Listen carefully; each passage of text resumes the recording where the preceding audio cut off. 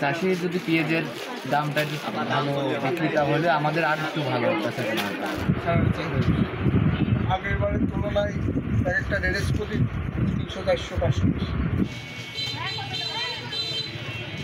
আগের থেকে এবার কিছুটাই আছে, চাপ আছে, দাম তুলনামূলক এবার একটু বেশি। তুলনামূলকভাবে দাম বেশি, সব কিছুরই দাম বেশি। আগের বারের তুলনায় এক একটা রেডেস প্রতি 300-400 বেশি।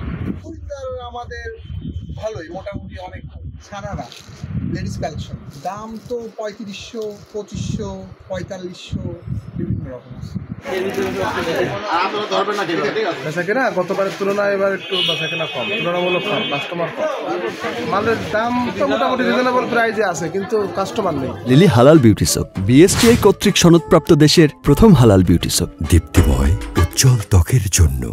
ছেলেদের আইটেমের ভিতরে আপনার এই ভালো পাঞ্জাবি, প্যান্ট, শার্ট এগুলো চলছে স্যার। মেয়েদের ভিতরে আপনার ভালো ভালো গাউন, শাড়ি, 3 পিস। পোশাক এবার পাকিস্তানি 3 পিস, পাকিস্তানি জর্জেট, নানান রকম জর্জেট আছে পাকিস্তানি, সব পাকিস্তানি চাহিদা বেশি। এর দাম 2500-4000-5000 টাকা আছে।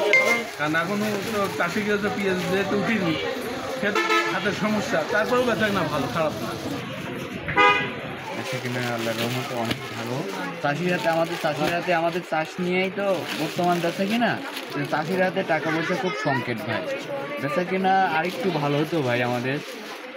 চাষি যদি পেঁয়াজের দামটা একটু ভালো বিক্রিটা হলে আমাদের আর একটু ভালো বেচা কিনা। শেষে এখন আর 7 দিন আছে, কি হয় গতবারই বেশি ছিল মনে হয়, এখন পর্যন্ত তাই।